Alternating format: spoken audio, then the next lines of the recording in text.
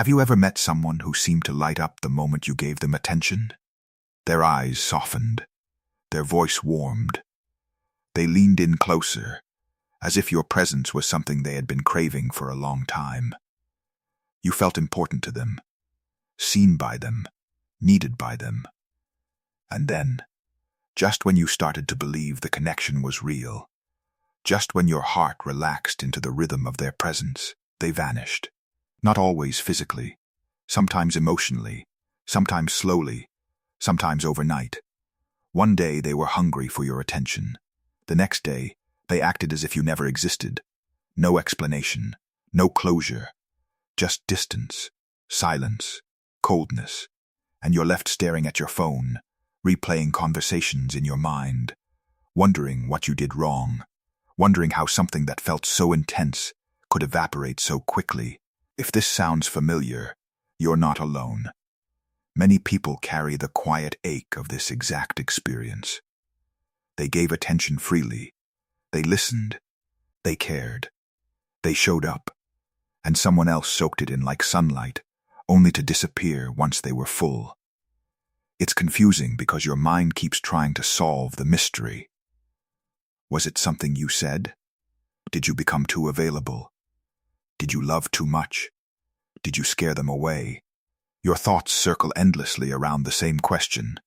Why would someone crave your attention, enjoy it, even depend on it, and then run away from you? The emotional impact of this is deeper than most people realize. It's not just disappointment. It hits your sense of worth. It whispers that maybe you are only valuable when you are giving, when you are pleasing, when you are entertaining, when you are emotionally feeding someone else, and when you stop serving that purpose, you become disposable. That belief hurts. It sinks into your chest quietly, shaping how you approach relationships, friendships, even your own self-image. You might start holding back your attention, afraid of being used again. Or you might chase harder, trying to prove that you are worthy of staying. But here's the truth that changes everything. This story is not really about you being too much. It is about a psychological pattern in the other person. A pattern where attention feels like oxygen to them, but intimacy feels like drowning. They loved the attention. Then they ran away. And psychology has a name for this dance. Human beings are wired for connection. From the moment we are born, attention is survival. A baby cries, and the caregiver responds. That response teaches the nervous system a simple lesson. Attention equals safety. As we grow older, this need doesn't disappear, it simply evolves. Compliments, interest, affection, emotional availability, admiration, these become adult versions of the same early nourishment. When someone gives us attention, dopamine and oxytocin rise in the brain. We feel pleasure. We feel bonded. We feel alive. That's why being seen feels so good. It's not vanity, it's biology. But not everyone learns to receive attention in a healthy way. Some people grow up in environments where attention was inconsistent. Sometimes they were praised, sometimes ignored, sometimes loved, sometimes rejected. Their nervous system learned that connection is unpredictable. As adults, they often crave attention intensely because it fills an old emptiness. Yet at the same time, real emotional closeness feels unfamiliar and dangerous. Their body reads intimacy as a threat, so when someone finally gives them genuine attention, they feel high at first. Finally, the missing warmth. Finally, the validation. Finally, the sense of being wanted. But as the bond deepens, their fear system activates. Too close, too real, too risky, and suddenly they pull away. This is why losing someone who once craved your attention feels so confusing. Because the beginning felt so powerful. They texted quickly. They wanted your time. They laughed at your jokes. They opened up. They leaned on you. They made you feel like the center of their world. That was not fake. It was real in that moment. Their nervous system was soaking up connection like a thirsty plant. But when the relationship started to require emotional consistency, vulnerability, or accountability, something inside them panicked, and running away felt safer than staying. Sometimes this pattern shows up as hot and cold behavior. One day they want you deeply. The next day they are distant. Sometimes they disappear completely, only to return later when they need attention again.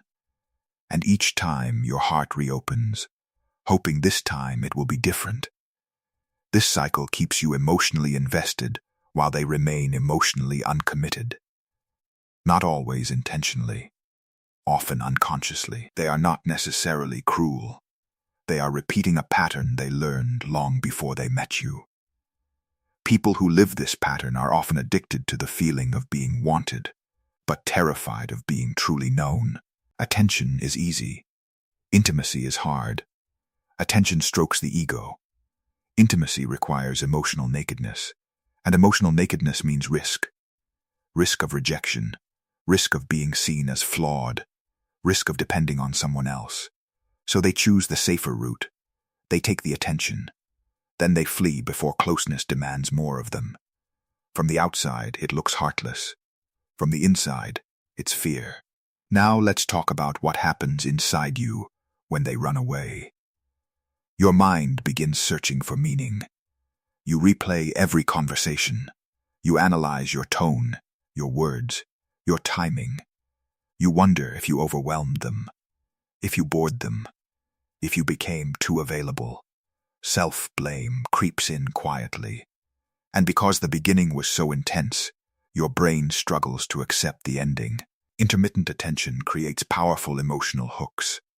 The same neurological system that reacts to unpredictable rewards in gambling gets activated. When they occasionally return with warmth, your hope spikes. When they disappear, your anxiety spikes. And the emotional roller coaster becomes addictive. This is why you might find yourself thinking about them more after they leave than when they were actually present. Your nervous system is trying to solve an unfinished emotional loop. It wants resolution.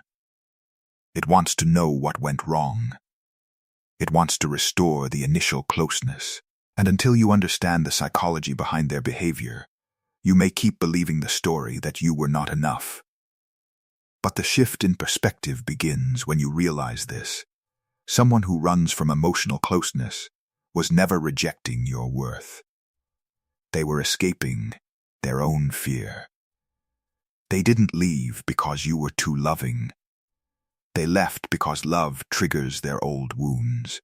They didn't disappear because you were boring. They disappeared because consistency scares them. They didn't withdraw because you were needy. They withdrew because they were emotionally unprepared. This doesn't erase the pain, but it reassigns responsibility to where it belongs. Their behavior is about their inner world, not your value. You did not cause their fear. You simply revealed it by offering genuine attention. When you see it this way, something powerful happens.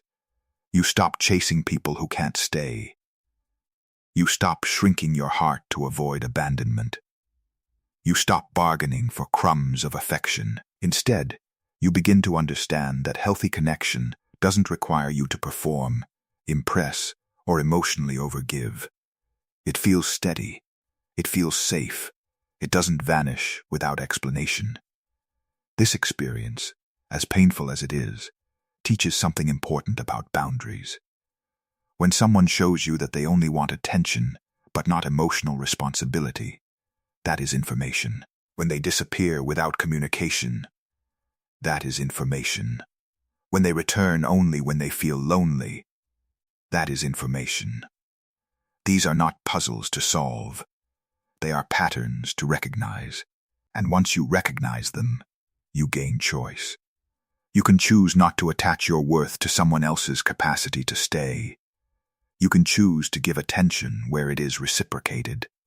You can choose to walk away from emotional instability, even when your heart wants to hold on. This doesn't mean becoming cold. It means becoming clear. Clear that your attention is valuable. Clear that your emotional presence is not something to be consumed and discarded.